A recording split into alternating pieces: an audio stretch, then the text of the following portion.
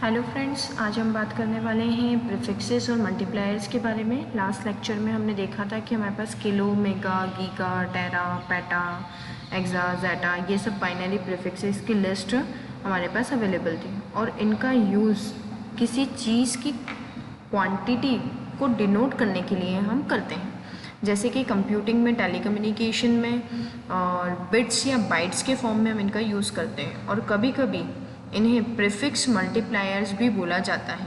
इन prefixes का use electronics और physics में किया जाता है बेसिकली। अगर हम कम्युनिकेशन, इलेक्ट्रॉनिक्स, फिज़िक्स की बात करें तो मल्टीप्लायर्स को 10⁻⁻24, देखिए जो फर्स्ट टर्म है, से 10⁻+24 डिफाइन किया जाता है, जो कि 10⁻³ की टर्म्स में बढ़ता है। और आईटी और स्टोरेज में 2⁻10 से 2⁻80 तक के पावर्स डिफाइन होते हैं और ये 10 के इंक्रीमेंट्स में इंक्रीज होते हैं, जिनका मैग्नीट्यूड 2⁻10 होता है। ये इस साइड आप देख पा रहे होंगे, ठीक है। तो पावर ऑफ 10 प्रीफिक्स मल्टीप्लायर्स की example speed of computer clock, physical mass, power, energy, electrical voltage, electrical current etcetera हो सकते हैं। और तो और ये बाइनरी डेटा स्पीड के लिए भी यूज़ होते हैं। फॉर एग्जांपल, अगर हम 1 किलोबाइट पर सेकेंड, ठीक है, अगर हम 1 किलोबाइट पर सेकेंड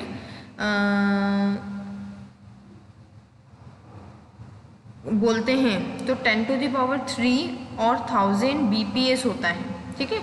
और 1 किलोबाइट पर सेकेंड में जो के है वो के जो है वो लोअर होता है, ठीक है। 1 MBPS बोलते हैं तो 10⁻6 या फिर 10 लाख BPS होता है।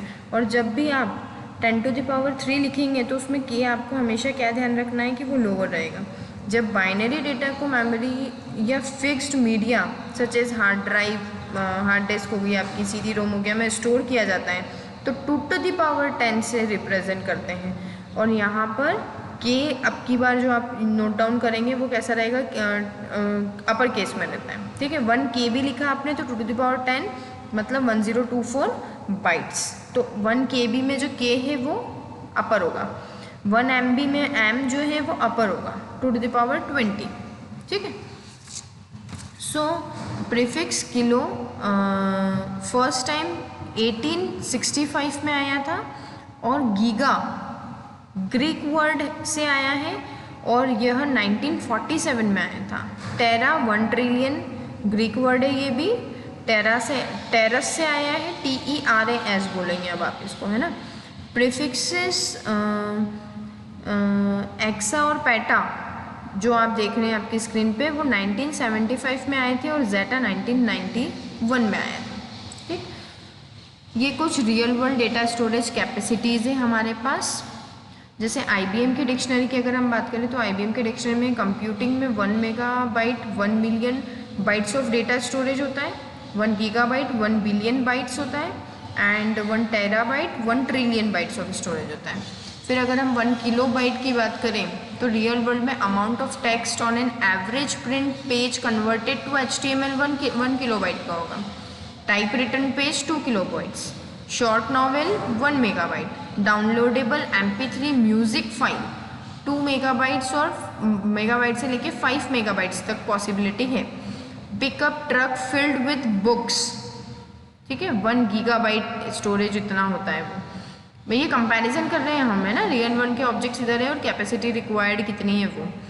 50,000 trees made into paper and printed 1 terabyte, इतना डेटा होता है 1 टेराबाइट में। Information contain in all US academic research libraries 2 petabytes और all words ever spoken by human beings, जितने भी वर्ड ह्यूमन बींग बोलते हैं पूरे वर्ल्ड में वो कितना होता है 5 एक्साबाइट जितना डेटा होता है। और इसके आगे भी हम पहुंच चुके हैं अभी तक तो, है ना, ये देखो और भी ज़्यादा आगे हम पहुंच चुके हैं। तो ये हमारा बेसिक टर्मिनोलॉजीज थी किसकी, हमारे क्वांटिटी को मेज़र करने के लिए। फिर चाहे आप इलेक्ट्रॉनिक्स की टर्म में बात करो, फिर चाहे आप कंप्यूटराइज टर्म में बात करो, फिर चाहे आप फिजिक्स की टर्म में बात करो, तो उन सब की अपनी एक यूनिट है और अपने आप को रिप्रेजेंट करने का एक अलग अलग तरीके हैं, ठीक है। Okay, thank you. अगर आपको मेरा लेक्चर अच्छा लगा है तो लाइक बटन पर क्लिक कीजिए और मेरे चैनल को सब्सक्राइब करके और अपडेट्स लेते रहिए। Thank you.